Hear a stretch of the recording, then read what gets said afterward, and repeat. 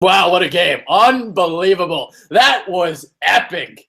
Last night, Tom Brady, stunning comeback, 25 points down, 28-3. Midway through the third quarter, Patriots stun the Falcons. First overtime in Super Bowl history, 34-28. Patriots win Super Bowl 51. Kyle Gaffner is here. I'm Adrian Fedke. We're here to break down this game. We're here to talk about whether it's the greatest Super Bowl of all time. We're here to talk about how the Falcons choked, how the Patriots won. We're here to talk about everything. Kyle, how's it going? How's it going, man? It's a shame football's over. I mean, that was the last game for the year. Now we got looking forward to the draft, but, man, what a game. It looked like it was going to be a rout, but then Tommy Terrific comes in with the devil's advocate, Billy Belichick, and they do this. They just work their magic. I don't know how it happens, but they just always get it done. That truly is championship town. It really is. It's unbelievable because you're watching the Falcons put up all these scores. You're like, all right, 7-0. Okay, 14-0. Okay, 21-0. And the whole time, like, all right, well, the Patriots are going to come back eventually. Like, you know what's going to happen. And even 28-3, I'm like, oh man, they're going to come back. But now they're cutting it close. Now I don't know if they have enough time or enough possessions to come back. But they oh my God, Tom Brady, he just got going. He was laser-like. He was precise. Ball placement was perfect. And, in a comeback like this, not only does the offense have to be perfect and efficient, you also got to get a little bit of help from the Falcons side. And they certainly did. Kyle Shanahan didn't run the ball in the second half. No, he didn't. And you're thinking, why? You have the lead. They're starting to catch momentum. Why not work this to your advantage and run the ball? You've got two really good backs in Devontae Freeman and Tevin Coleman. Just run the ball. Make them use them timeouts. Run that clock, but they just didn't do it. I think they ran it a total of 4 times in the second half. 4 times. Like, Awful. what are you thinking? If they kick that field goal, it makes it close to impossible for Tom Brady and the Patriots to come back. That was it. That was the game sealer, I thought. Yeah. They were what? There was like 34, 35-yard line. They completed a pass to Sanu, and there was a holding call.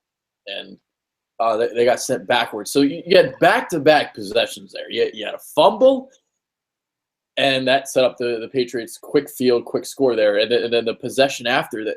That was an insane catch. Phenomenal catch by Julio Jones, right sideline. Eric Rowe was about to be a hero forever. His back was about to be, in all those NFL films for the rest of eternity. Because that catch right there, that was David Tyree. That was Santonio Holmes. That was everything. That was Mario Manningham.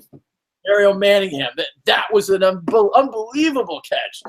And now it's going to be forgotten.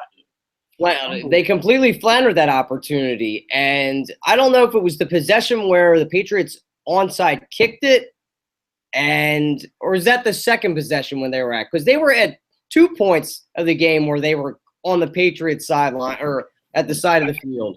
I think those were 3 separate instances, right? You had the onside kick, the short field where I think they went 3 and out. Then you had the fumble, and then the one where they drove in the field goal range and they got that sack. They got that sack, that awful sack, and then that penalty by Jake Matthews that took them out of the field goal range for that. I think, but that catch was just unbelievable, and it just got negated because of bonehead plays. When you're Matt Ryan, and it's not like he got taken down, he didn't see this guy. He was up in the air for a little bit, so he easily could have thrown that ball away.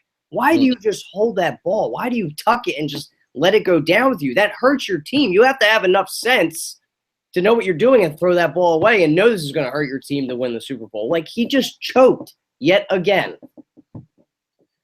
Yeah, I guess you could. I mean, I don't know if he choked or not because, I mean, he took some bad sacks, but for the most part, he was phenomenal last night. What was he, 17-23, quarterback rating of 144. He was really, really good. I'm going to play devil's advocate just to do it. Okay. So in the second half, obviously, you said they only ran the ball 4 times. That's not enough. And I actually agree with your point, but I'm just going to play devil's advocate just to do it because I haven't heard many people take the other side of the ledger on this argument. So, all right, so you have an MVP quarterback in Matt Ryan, he's had a high completion percentage all season long, and all through the years, all these comebacks that we see. What do we always see?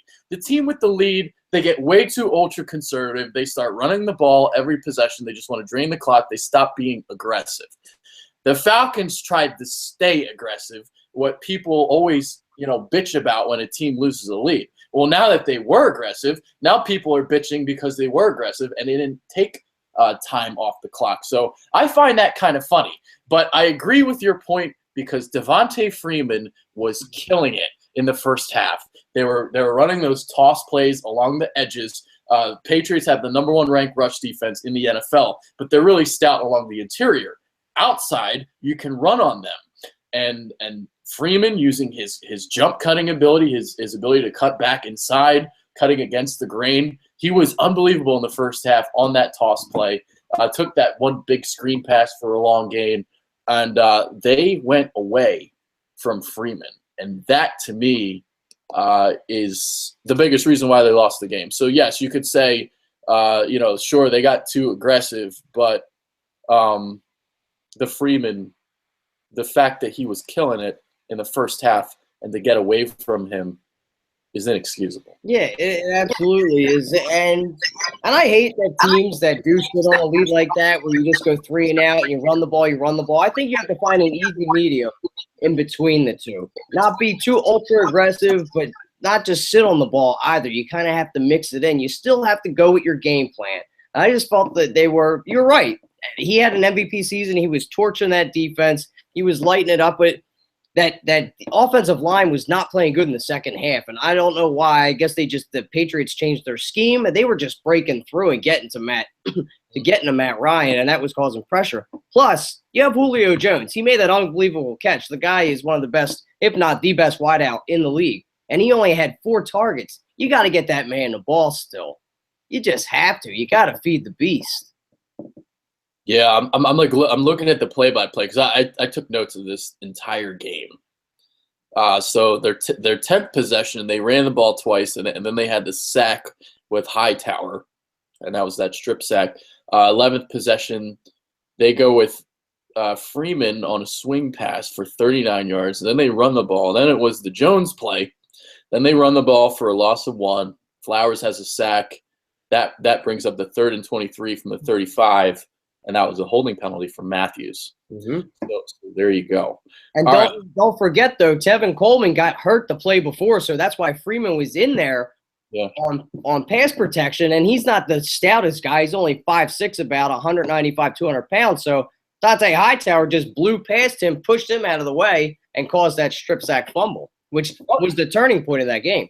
Yeah, and that's the thing I don't understand, too, is why is Tevin Coleman in a game if Devontae Freeman is averaging like 7-8 yards a carry? Why? Why is he in the game? I don't know. That's a good point. Maybe pass protection. Maybe he's a little bit better pass protector, but maybe to give him a break. I don't know. Maybe he's just in certain packages. 11 carries. I don't know. You don't know. Maybe they didn't think he could hold up because of his size. He gets scrutinized for being a little guy. I don't know. I don't know what was going through Kyle Shanahan's mind. Did he just have his thoughts on Santa Barbara? He didn't really care about the Super Bowl. Maybe he was more focused on that. Maybe Belichick or Robert Kraft gave him a big fat paycheck. Who knows? Who really knows what went on? Somebody turned the lights off in the locker room at halftime, maybe? Like the Super Bowl with the Ravens and the Niners? Oh, yes. All right. Now let's talk about how the Patriots came back. All right, so you got 28-3. I mean, I just find the whole thing just remarkable because not only do you come back, you convert a pair of 2-point conversions. You needed to get 2 of these things to even force overtime. So here's what happened. All right, so for 2.5 quarters, we were praising Atlanta's defense. We're like, oh my God. They're ranked 27th in the NFL, but obviously on the rise. They've got all these young players. Deion Jones was everywhere, slicing into the backfield. He was unreal. So for 2.5 quarters, we're talking about that Atlanta defense, how it looks like Seattle's, how they swarm to the football. Oh my God, it's a young defense. Atlanta might be good for several years to come. Mm-hmm. And then the Patriots made some adjustments. So here's what they did. So they were running a lot of crossing routes over the middle of the field, a lot of bubble routes, bubble screens. And the Patriots, they predicate their offense is predicated on yards after the catch. And Tom Brady usually puts the ball on the proper shoulder to allow maximum yardage from the wide receiver. Now, Atlanta's defense was too fast, too quick to the ball. And we saw this against the Broncos when Seattle played Denver in Super Bowl 48. You know that, Peyton Manning, all those short tosses, and they were just flying to the football. This was happening yesterday. But Belichick, he made the adjustment in the second half. They started running a lot more routes toward the sidelines, a lot of deep outs, post corners, deep comebacks. And they were just feasting on Jalen Collins, the second-round cornerback from LSU. Malcolm Mitchell was the beneficiary of this. He had 6 receptions for 70 yards. James White had 14 catches for 110 yards, which is just unbelievable because the Patriots, they just pull these guys from the scrap heap. This guy was a backup to, I believe, Melvin Gordon at Wisconsin. So this guy, to do what he did was remarkable. But adjustments were made, and Tom Brady was the GOAT. This is why he's the greatest. To engineer that comeback, he had to be perfect, and he was. And he is, and that is like situational football where you want to put Tom Brady in. You're down, but you have all the faith in the world in him. He was as cool as a cucumber back there, didn't look panicked, didn't have any doubts that they were going to come back and win this game.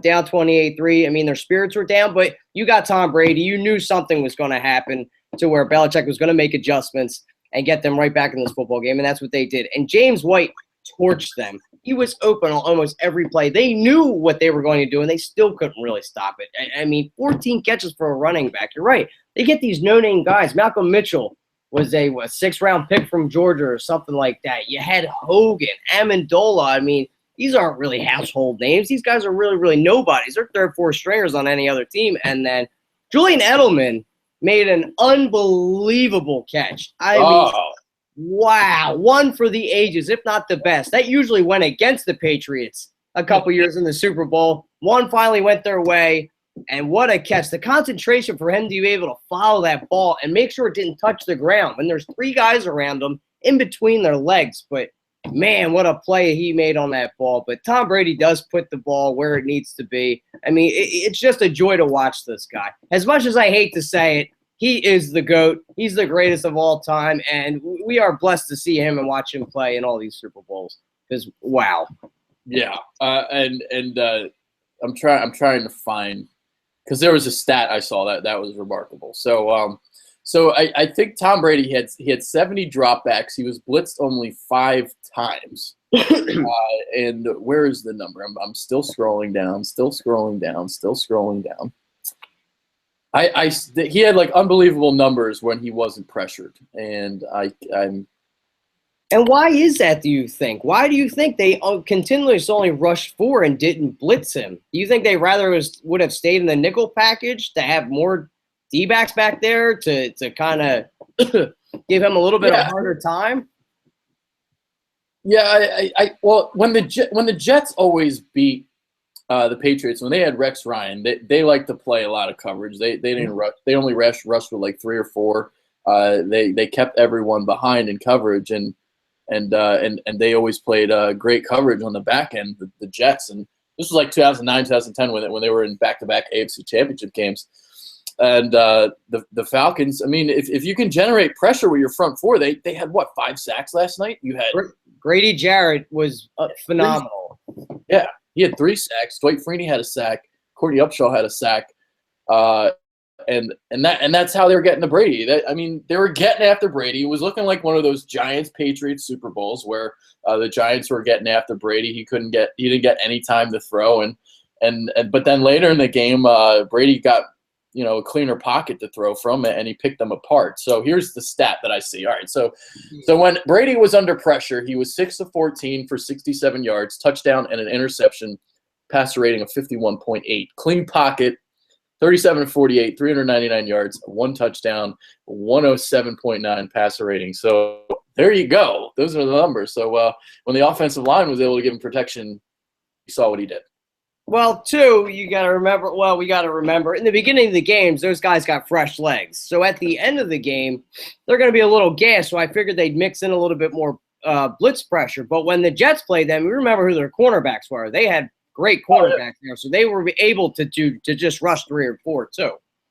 But you're right. That's the way to beat Tom Brady. Get him out of the pocket, put pressure on him. The same with Peyton Manning. They are pocket passing quarterbacks. They have to be disruptive for them to be able to disrupt them back there and not be able to read the coverages. Yeah. So they're pressuring the quarterback and they're making immediate tackles on these crossing routes. So instead of getting like 7 to 8 yards on first down, they were getting like 3 to 4. So they were kind of behind the chains for the first 2.5 quarters. Like Atlanta thoroughly dominated this game. I don't know how to explain this. I have a scoring system that I do for each game, and in my scoring system, Atlanta won this game. Absolutely. So, they dominated it. They should have won. They should have won. They lost this game for themselves. And the greatness of Tom Brady bringing them back. But I thought this was going to be a blowout the way it was looking. And they blew it. They completely blew it. But if you want to watch a team on how to tackle, you watch Seattle and you watch the Falcons. Oh, yeah. That pedigree of Seattle, just getting right to the tackler, being fast, and wrapping them up. They just know how to do it. And it's fun football to watch. And I say this again to all the people that thought the Eagles had a good draft this year. Look at what the Falcons did in the draft and how they built their defense. I mean, Keanu Neal, Devondre Campbell, Deion Jones, pretty good trio to build from. And that's a pretty good look. I mean, they were the worst defense in the league when Dan Quinn got there. Statistically, they were 27th this year, but if you watch them the last month or two, they were really good. When the Eagles played them, they still weren't a good defense. They were over pursuing on the runs. The linebackers are still young. They still didn't really know how to play. But now, I mean, you could really see it out there. That defense is starting to gel. And they didn't even have Desmond Trufant last night. Nope. Yeah, their best corner out there. And wait till that's their best defender. Yeah, that's with Vic Beasley on that defense. And Grady Jarrett, they've hit on their drafts the past couple seasons. And that's what you got to do. You just build on either side of the ball, defensive line, offensive line, but you get your players that fit the system. And that's what the Eagles do have to do if they want to have a successful defense. Yeah, that's what. Yeah, Howie's got to hit it in the draft, and that's something I talked about on Fox this morning. That was the one question post. Mike Jarek was asking if the Eagles, besides not knowing my name. Freaking clown. Oh, God. Oh, Mike Jarek. Yeah, so one of the questions I was asked, he's like, are the Eagles going to win a Super Bowl in the next 5 years? And, am I really confident that Howie Roseman is going to be able to build this team around Carson Wentz? Yeah, but I do like the fact that they have Joe Douglas as a talent evaluator on that draft, so – that's huge to get him in there. Just let him make the picks. That's all I ask. That's like been my one thing with Howie Roseman is like I didn't want him back because of the draft. Like he's terrible. He's awful at drafting. I didn't want him back. Just hand out contracts and make trades. And that's it. Yeah. Don't worry about talent evaluation and anything else like that. Leave that to Douglas, who just got brought in here. Yeah, seriously. Oh man. All right. What else did I talk about? Was it the great? I guess I never formally asked you. Was it the greatest Super Bowl ever? I don't think so. I didn't think it was the greatest Super Bowl ever. It was the greatest comeback that I've seen in a Super Bowl era, but I wouldn't dub it the greatest Super Bowl I've ever watched. I thought 2 years ago when they played Seattle, that was one of the top Super Bowls I've ever seen. But this one, nah, I don't think so. Now, it's interesting because like when you texted me, you didn't even like the game that much. I didn't. And I was pulling for the Falcons, much like I think most of the United States was, because the Patriots have this stigma of everybody hates them. They hate the greatness of Tom Brady and Bill Belichick. But it was kind of one-sided in the beginning of the game, even though I like that. But I want to see an interesting game. Not this, one team dominates and then the other one does. I want to see a little bit back and forth, which was kind of what that Seattle game was a few years ago. But this where it literally came down to the last play. But this, it was just like watching the Falcons be so dominant and then just flounder the lead and give it back. It was just like, God, you just sit there and just shake your head. It was terrible. It was just terrible decision making. And it was just like, is this because Matty Ice is from Philadelphia? Is this why this happened? Come on, man. We are just forever cursed. Even with the guy that's from Phillies in the Super Bowl, it just doesn't work out for us. They got double the cursage because you got Matt Ryan, and then Atlanta never wins. Yeah, no, they don't. 1995 Atlanta Braves. That's it. The only thing they've ever had, which I was surprised to see that stat. So they had two things going against them. Yeah. I was when I was asked the question this morning on Fox, I begrudgingly said yes. I still don't know how to, because I don't know. I haven't even processed everything from the Super Bowl yet. So, here's the thing. As a society, we tend to rate, what we just saw we tend to overrate things, especially after we just saw something like that. And I will say it is the greatest game ever, but I don't know. All right, so here's what I'll say.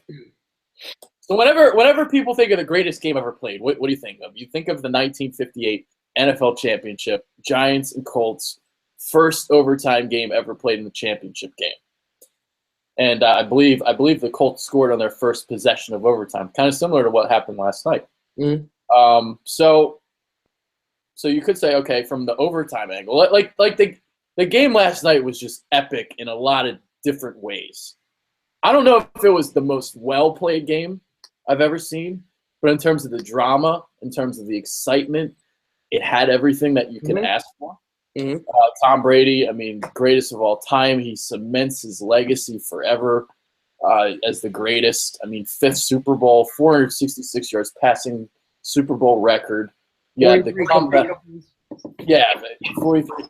That's crazy part too. Like, what he threw the ball 62 times, 63 times. Matt Ryan threw 23. Like, are you serious? Amazing. Yeah. So you got the greatest quarterback to ever play in possibly the greatest game ever played. First overtime, greatest comeback in a Super Bowl. Never seen anything like this before.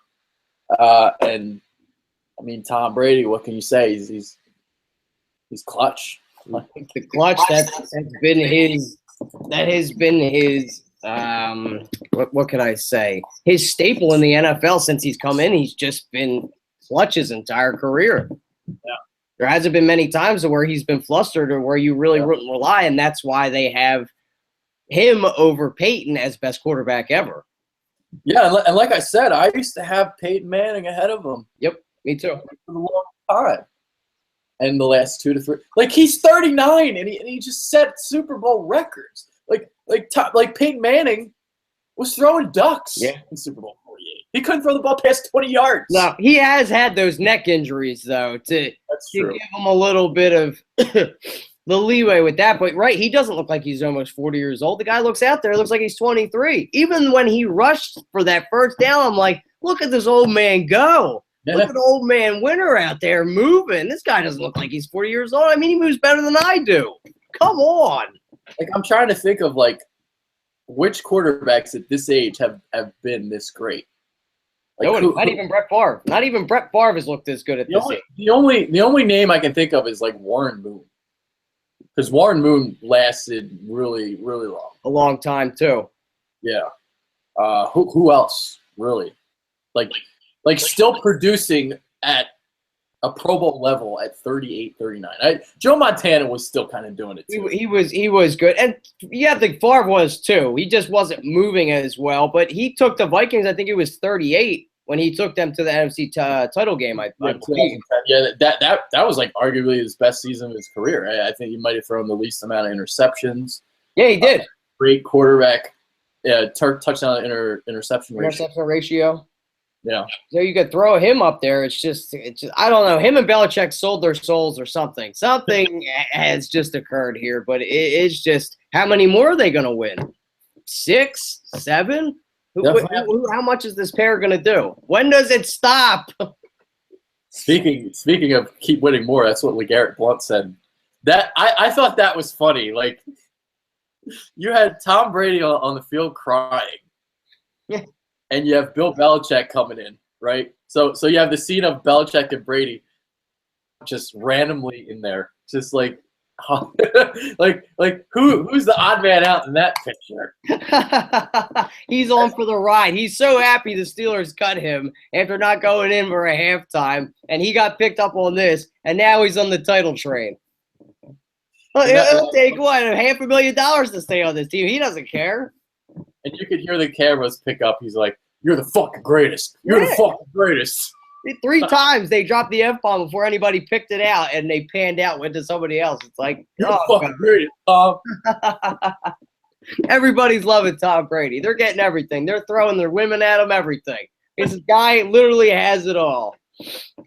Okay, so going back to the greatest ever question. In terms of the drama, in terms of like all that, yes, it's the greatest. But the most well-played game, I agree with you. 2 years ago was better. Like the back and forth, just in terms of, like, when I say well played, I mean like both sides. There's defense is great, offense is great, and to an extent, last night, I mean, Atlanta, when New England was coming back, Atlanta was playing great coverage. Yeah. But that first half was not a good first half. No, so in terms of like judging a game, you want to see 4 quarters where both sides are playing impeccable football. Yeah, and we didn't see that in the first half. No, you know, you have the best team arguably from each conference playing against each other. You want to see greatness out of both of them, not just for 2 quarters or 3 quarters. You could say the 2008 Super Bowl was great too, with the Steelers and the Cardinals. Another great game literally came down to the wire with the last play. I love seeing games like that. That is what I consider a great Super Bowl. Or when the Bengals played the Niners, that came down to the last play too. Yeah, like John Taylor. Yeah, you know, games like that is what I would consider. But as you had said, the build-up, the drama, Tom Brady winning in his 5th, Goodell handing him the trophy, yeah, that had all the drama in the making. Social media blew up when this all happens. I mean, he's the second guy to have 5 Super Bowls. You know, Haley gets it, but he's a defensive end. He's not the renowned quarterback. Quarterbacks get all the love, as we know. Yeah. Yeah, it's there's been a lot of good Super Bowls recently, because if you remember, for the longest time, we didn't have any good Super Bowls. It was like Super Bowl 13, Super Bowl 10. Those were both those Dallas and Pittsburgh games. Super Bowl 23 was Cincinnati and San Francisco. 25 was Norwood, the wide right game, and then basically until Super Bowl 34. The 1 yard short, you know, Titans and Rams. So until Super Bowl 34, there was basically only like 4 good Super Bowls ever. And since Super Bowl 34, you've had that, the 1 yard. You had Super Bowl 36, Tom Brady's first one. Another one where the Patriots beat the Panthers. That game was great. The Eagles-Patriots game was pretty good. That was a great game too. Super Bowl 39. You had Super Bowl 42 with Patriots and Giants. That was the first one. I love that game. Mm-hmm. So both Giants. There has been a ton where a lot of them have come out down to the wire. I feel like there's been a lot of clunkers though too that have been thrown in there. Like the one Seattle and the Broncos, that was terrible. Yeah. The first Falcons appearance when they were in it back in 97, 98. That was a blowout, but there haven't been many. There have been a lot of exciting games in this era of football. Yeah, ever since Super Bowl 34, we've had. I mean, like, sure, you still had your blowouts, like the Ravens and Giants. That game sucked. 2000. Have there been others? I'm trying to think. Like you like the Bears and the Colts game. That wasn't that good. That was a blowout. Seahawks and Steelers was garbage. Mm-hmm. What else was there? What other games? The Steelers and Packers. That was good. That was a good one. 2010. Yeah. Yeah. So again, before Super Bowl 34, it was like, and sometimes you'd have great matchups. Like you'd have the Broncos going up against the Niners. Elway against Montana. It was 55-10. You know, you had a lot of these games back then. Mm-hmm. A lot of blowouts, but now the games are getting tighter, and obviously we love it. Being, fans of the game and wanting to see greatness out there. Greatness out of their players, yeah, absolutely, man. And I'd rather have that than blowouts. And we've been spoiled this last year here in the sports world, man. Like, okay, it was a shitty postseason, but that was a great game. It was all worth it. It made up for it. Yeah, and the same thing happened in the World Series. We had a lot of blowouts, and then Game 7 was epic. Woo! Same thing happened in the NBA Finals. Blowouts. Game 7 was epic. So we've seen a lot of great games from the NBA, the NFL. I mean, just everything the last year. MLB, NCAA, even the the game winner at the buzzer. So national championship too. Great game. Yeah, Clemson and Alabama. Yeah, every title game this year has been great. Great. I don't pay attention to hockey much, so. Yeah, I don't know. I mean, we'll have to see with that championship, but I don't know. They have a tough task on their hands coming up, seeing if they can do anything to compete. But yeah, because we had 2 great games this postseason. Everything else was garbage. Nothing, not a great postseason at all. So, yeah. So what else? What else there you want to talk about? Anything else? I will throw in there. If Matt Ryan does, he basically wrapped up the MVP. I'm guessing, right? He did win the MVP. He won the MVP. Okay, so there was a stat I saw yesterday that 7 out of the 8 players that have played in the Super Bowl that have won MVP have lost the Super Bowl. So 7 out of 8 players that have made it into the Super Bowl have ended up losing the Super Bowl. Cam Newton, I don't know who the other players were, but I thought that was an interesting statistic. Yeah, I knew Peyton Manning was on that list too. I know the one quarterback who won. Do you know who it is? It's not Tom Terrific, is it? Kurt Warner. Oh yeah? Yeah, didn't he win his MVP in '99? I don't know. He might have. Watch, I'm probably wrong. Good to see him make the Hall of Fame, though. I think Kurt Warner won '99, Falk won 2000, Warner won 2001 MVP. You might be right. I'm not sure when he won his MVP because he's got the 2. Yeah, I'm glad he made the Hall of Fame too. Yeah. I guess we could talk about the Hall of Fame right now. That could be our final thought, maybe. We'll talk about that right now because that's a joke that Morton Anderson. Morton Anderson, who doesn't even have a greater career field goal percentage than Alex Henry. That doesn't have a greater field goal percentage than Caleb Sturgis. Good Lord. Hall of Fame over Terrell Owens and Brian Dawkins. How can you keep my B-Dawk off the first ballot, damn it? Sickening. Maybe because he played for like 50 years. Maybe because the kickers haven't really been voted into the Hall of Fame all that often. I don't know, but I thought that was a joke. For them to get to – and Tony Baselli got stiff too, which is asinine. Come on. Those 3 should have made it easily. The one that was like – because Jason Taylor made it. I'm like yeah, he had a great career. He had a great career, but like – first ballot. I'm like Terrell Owens. You know he's gonna get blackballed because of his antics. That's the only reason. It's fucked up. It's a bullshit process. Then T.O. is right.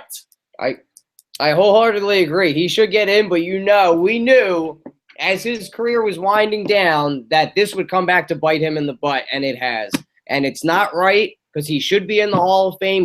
He was a great receiver. He put up astronomical numbers. He should make it in the Hall of Fame. People should let what had happened off the field, leave that out of it. It has nothing to do with it. It's asinine. He deserves to be in the Pro Football Hall of Fame. And I'm one of those guys that thinks like T.O. is a little overrated. Like I don't like a lot of people consider him top 5 all time at wideout. I don't think so. I think Marvin Harrison's a better player than him. And Marvin Harrison made it ahead of him last year. A lot of people complained about that. When T.O. didn't make it last year, I was like, well, it's his first ballot. Like not everyone gets in on their first ballot. Like the Dawkins thing, I can understand because of that reasoning. Mm-hmm. Like the first ballot, it's a special thing, shit like that. Mm-hmm. But yeah, like I thought Marvin Harrison was a better route runner. I thought he was just a better receiver than T.O. Of course. And a lot of people want to say that, he had Peyton Manning and all that, but nah, he was great. I think the way he went after the football, the way because Tio had a lot of drops too, and Yes, he did. Tio put up a lot of astronomical numbers because he played in the league so long. So when you look at when you break down the statistics, I believe in yards per game or touch. I think Harrison has Tio beat actually. Really? Because I thought he was second to Jerry Rice in touchdowns, most ever. I know he got him over. I think he might have him. I forget. I'm trying to remember the stat I put out. Marvin Harrison might have more double-digit touchdown seasons than Tio. That's probably true. We'll look it up right now.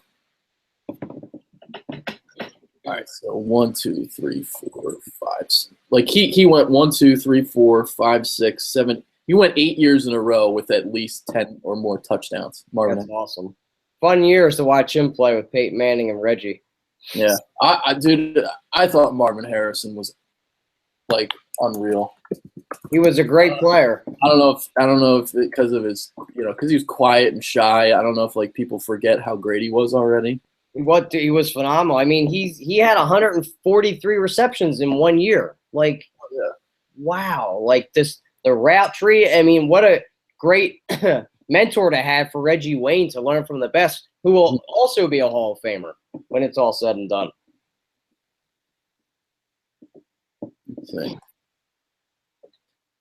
I'm not going to go all the way back on my Twitter, but I forget I had something posted on there. Yeah, 143 receptions. There you go. Mm-hmm. One that we'll probably never see beat. The most receptions Tio had in the season was 100. Which is still a lot. I mean, that's a great feat to have. Yeah. But, yeah, I was only pretty upset about Morton Anderson making it over those three guys. I thought that those should have been considered over him at least. But it was just who knows how that works? It's like the MLB Hall of Fame. Yeah. That doesn't make any sense either. Most yards Tio had 1,451. And Harrison had years where he went for 1,524, 1,663, 1,722. My God, that's just incredible. What a pairing to have Peyton Manning on your squad to get that done. But that's just a great tandem. That's Hall of Fame and Hall of Fame. It's not like it's Dante Culpepper and Randy Moss, where Randy Moss made Dante Culpepper look like a great quarterback. That wasn't the instance in Indianapolis at all. Just greatness matched with greatness.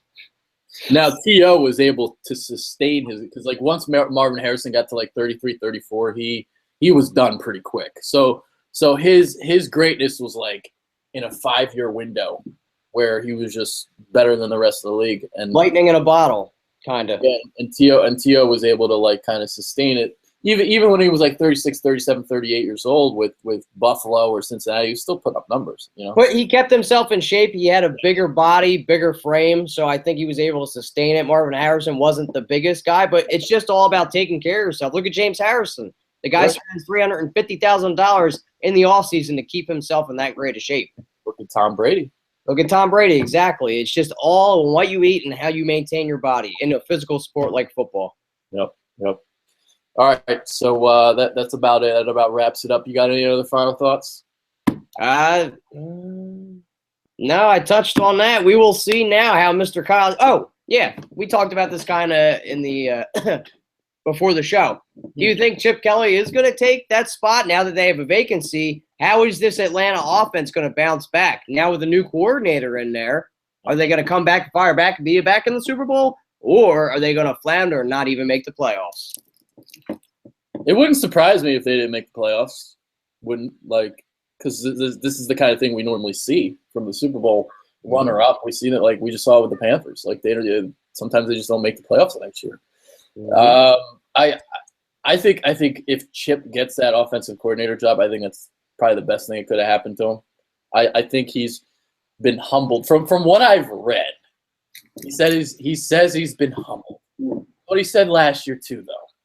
All right, but he said he's willing to change his offense because obviously he's not going to have the control that he had before. So he said he's willing to conform, he's willing to change, and I'm curious to see if he does get that chance, how he develops, because I don't think he's done as a head coach. I don't think he's a failure, as everyone says he is. No, and if he gets his chance, maybe he can show that. If he can tone down his ego and show that he can make him adapt and be a team player, who knows? So he could get another shot. But it will be a test to become an offensive an offensive coordinator, which a lot of guys do after their head coaching jobs, which they fail their first time round, get booted, become coordinators, and then bounce back and get another shot. So we will see what happens. The old Chip Kelly. Yeah, I think he's going to have a good 3-4 years of good coordinatorship to get another chance. So, I'm curious to see if he does get that job, because at this point, who does Atlanta even hire? Like, who's even available? It's not many people out there. Yeah. So, and for Chip, I mean, it'll be interesting because Matt Ryan isn't really your prototypical quarterback for that offense. Because you want your quarterback to be at least somewhat be able to run the zone read. But then again, Sam Bradford wasn't really that guy either. So, no. So he's got like a pocket quarterback, but he's got weapons. He's got Julio Jones. You're not going to be able to cut him. No. So Dan Quinn won't let that happen. No. Arthur Blank won't let that happen.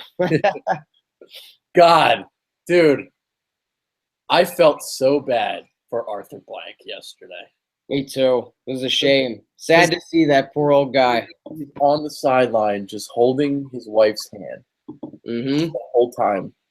And the collapse is happening right in front of his face. And it was just like, oh, you can't help but feel for the guy. He came on the sideline too quick, but well, by the time he did come down from up top, it looked like it was pretty well in hand that he'd be hoisting that Lombardi. It just didn't happen. Yeah. Yeah. So there you go. I guess that wraps it up for today. If you haven't checked it out, check me out. I was on Fox 29 this morning, recapping the Super Bowl. Hopefully I can get on again.